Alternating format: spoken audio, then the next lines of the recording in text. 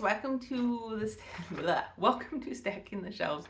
For the last 4 weeks, again, I end up doing these like the last Saturday of every month.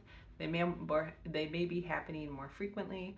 Um, I got I just counted and I forgot. I think it was 15 books to read in the last month.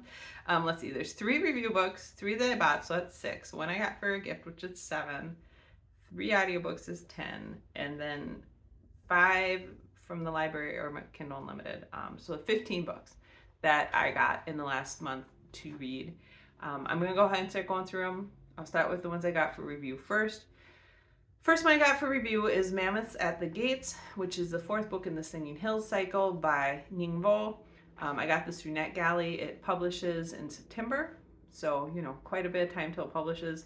These are fantasy novellas about a cleric that journeys to different parts of the world to collect stories to bring back to the monastery. They've been very, very well done and just a great book for people who like stories about stories kind of thing. Highly recommend the whole series. I'm very excited to read that. The next one I got for review is Shadow Speaker by Nidio Okorafor. I also got this from NetGalley. This comes out September 26th, so again, quite a bit of time till it releases. I don't know a lot about this. I know it's like Afrofuturism sci-fi type of book, which is what Okorafor does, and I don't know if I'm saying that last name right, so I apologize if I'm not. I really liked Okorafor's Binti series, and I just read another one too that I am blanking on, but I've really been enjoying the science fiction from this author and am very excited to read more books. All right, and then the third one is another one I'm really excited to read, and I will be reading it shortly, and that is Magic Claims, the 2nd book in the Kate Daniels The Wilmington Years series by the Alona Andrews writing team.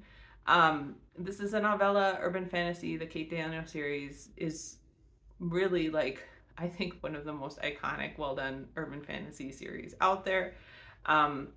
Very cool world that switches between magic and tech and very fun, engaging characters and a lot of humor and action and all of that. So very happy to see that they're writing more Kate Daniels books. I really enjoyed the first one, Magic Tides, in this new spin-off series.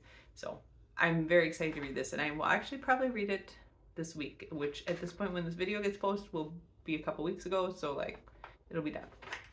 All right, I bought 3 books as well for my Kindle. And just a side comment, they have that thing where you can get digital credit on Amazon if you have them delivered on your Amazon delivery day or Amazon Prime delivery day or whatever. I do that a lot. Number one, because I like to just get all the packages at once if I can. I don't like them coming throughout the week. And number 2, that digital credit is what I use to buy books that I can't borrow through Kindle Unlimited or my library. So, just heads up there. It's a great way to save some money and get your books for free. So the first book I did buy for my Kindle Unlimited is More Than a Little Warped. This is in the Guild Codex Warped series. It's a novella, so book 3.5. It's a novella between book 3 and 4. And this is by Annette Marie and Rob Jacobson. I really like the Guild Codex world. The Warped series is probably my least favorite in that world, but it's still well done and it intertwines with all the other books in that world. So very much looking forward to reading that. Then I also got Grey Lady, the 4th book in the Madame Chalamet Mysteries by Bird Nash. I'm reading that right now. So yeah, this has been a very cute series. It's like a Victorian historical fantasy mystery series with ghosts and supernatural elements, but it's actually set in a different fantasy world that just reminds you of Victorian London. It's not actually Victorian London, but just a strong female lead, some good mystery, some good supernatural elements, very funny, lots of humor. Really like that series a lot. And then the last book I bought is The Cybernetic Tea Shop by Meredith Katz. I had just heard a lot about this. I like steampunk stuff. It's been listed as a cozy fantasy read, and so I thought I would pick it up. I did get a gift as well for Mother's Day, and that is this graphic novel, A City Inside by Tilly Walden, I've been trying to get through all of Tilly Walden's stuff, and I think this was the last thing I hadn't read. I did not realize how small this is. So most of her graphic novels are pretty big, like, like 600 pages or something like that. This is a very slight novel, graphic novel, and it was good, but it took me like seriously 10 minutes to read. I might go back and read it, I don't know, again at some point, but it is very good. It's just very, very short, so I guess I would recommend like getting it from your library or something rather than spending the like $16 on it, because it literally took me 10 minutes to read. It's good though. It's basically about, well, I don't really want to spoil it, but it's about a girl who's going through therapy, and we'll just leave it at that. And I guess she kind of visits a fantasy world during that process, but I'm short. Okay, and that was the gift. I did get some audiobooks that I've actually finished 2 out of the 3 of these. The first audiobook I got was The Fifth Season, which is the first book in the Broken Earth series by N.K. Jemisin. I have thoughts about that. Like, it was good, but also kind of slow. I don't know. I know a lot of people love this series, and I have some Jemisin stuff I've really liked and some stuff I haven't liked. But The Broken Earth I have not read yet, so I'm trying to read it. It was good. I don't know if I liked how everything came together at the end. Like, there's a big twist there about the viewpoints you're reading from and all that. And then the world itself was interesting, but somewhat confusing. You have to kind of like pull out the details of the background of the world as you're reading it. And because I was listening this to audiobook, it was maybe not the best thing to listen to on audiobook, because you do change character viewpoints and timelines quite a bit, and so it would be a little bit confusing if I had to stop in the middle of a chapter and then restart and remember where it was. Anyways, mini review for that. The second audiobook I borrowed from the library is The Black Tongue Thief by Christopher Buehlman. If you're at all a fan of like swords and sorcery, like Dungeons and Dragons themed type fiction, I would definitely recommend picking this up. I just finished it. It was very good. Very gory. I know some people have labeled it as horror because the descriptions of what's going on during battles are very detailed. Very gory, but very funny, very tongue-in-cheek, and I just really enjoyed the writing style and the characters. As I said, this was audiobook. The author actually reads it himself, and he did a fantastic job, and I plan on picking up more books in the series as soon as they come out. I really liked it. The last audiobook that I got, I have not read yet, and that is Dowry of Blood by S.T. Gibson. I'll probably start listening to that today, but yeah, haven't done that one yet. And then I did get 3 books from, I was just trying to figure out what I got from Kindle Unlimited, one from the library. I got 3 ebooks from the library. The first one was The Final Gambit, which is the 3rd book in the Inheritance Game by Jennifer Lynn Barnes. Again, I already read this, really, really loved it. That whole series was just fantastic. And I know there's another book coming out in it in August that's from Grayson's point of view, I believe. So I'll be picking that up. The second book I got from the library, an ebook, was The Stepford Wives by Ira Levine.